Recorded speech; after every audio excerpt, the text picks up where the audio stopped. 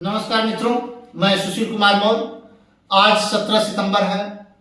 आज अनागरिक धम्मपाल जी का जन्म जयंती है। कौन थे अनागरिक धम्मपाल? यह देश और दुनिया को जानना बहुत आवश्यक है। वैसे अनागरिक धम्मपाल को बहुत से लोग जानते हैं, लेकिन भारत में अब धीरे धीरे इनके बारे में भी लोग जानने लगे हैं। अगर आप स्वामी विवेकानंद को जानते हैं तो आपको अनागरिक धम्मपाल के बारे में जानना होगा। यह आगे मैं बताऊंगा। पहले उनके बारे में कुछ हम बात कर लेते हैं। अनागरिक धम्मपाल वही व्यक्ति थे जिन्होंने बोध गया में भगवान बुद्ध के स्थल को खोज निकाला और उसका जीर्णोद्धार किया।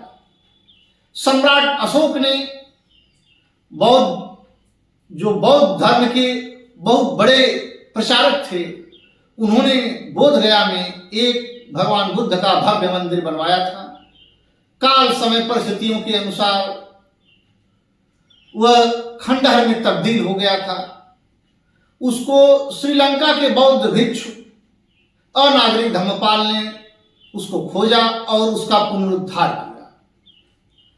और वहीं का ही नहीं, तमाम बौद्ध स्थलों की खोज करके उसका उन्होंने जीर्णोद्धार किया।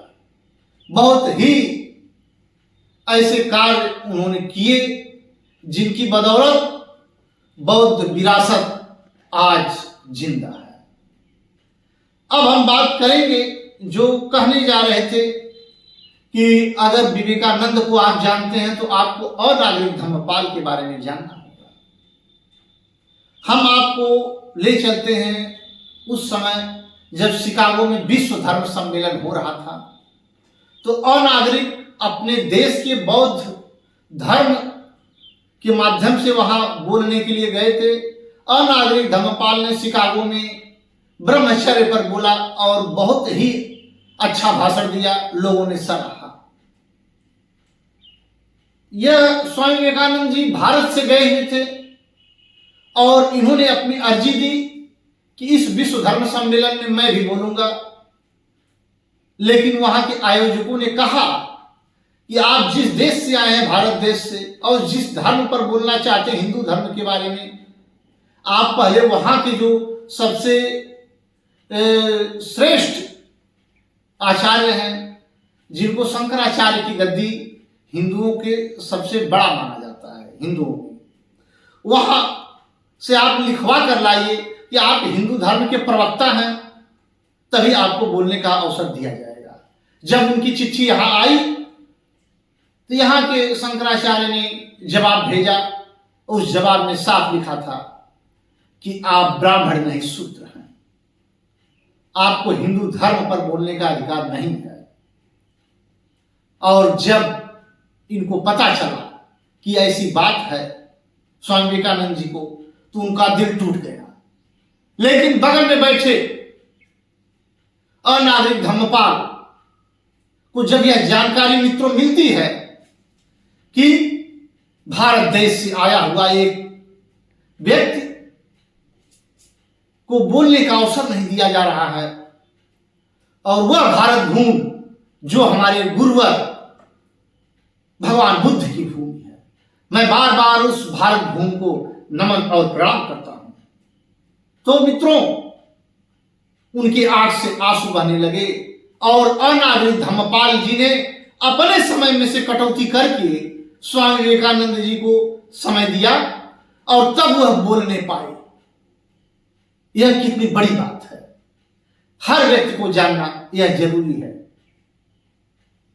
कि कैसे कैसे किसको रोका गया और कैसे कैसे बोलने दिया गया। क्योंकि अगर स्वामी विवेकानंद की ख्याति है भारत में, तो शिकागो विश्व धर्म सम्मेलन से के बाद ही उनको पूरी दुनिया और देश के लोग जानते हैं। उसके पहले उनको ज्यादा लोग नहीं जानते थे। इसके बाद उनका वहां शानदार भाषण हुआ, और वहां से जब आते हैं स्वामी विवेकानंद, तो स्वामी विवेकानंद ने भी पाखंडवाद पर प्रहार किया। चूंकि पाखंडवाद की जड़ें भारत में धर्म से जुड़ी है, इसलिए उसको समाप्त करना इतना आसान नहीं था। फिर भी उन्होंने उस पर कुठाराघात किया। वो तो दुर्भाग्य है हमारे देश का कि बहुत कम समय में वह दुनिया से विदा हो गए। तो आज ऐसे महापुरुष अनागरिक धम्मपाल का जन्मदिन है, जिन्होंने बौद्ध विरासत को संरक्षित किया। एक बार मैं पुनः ऐसे महान संत अनागरिक धम्मपाल जी को सत बार प्रणाम।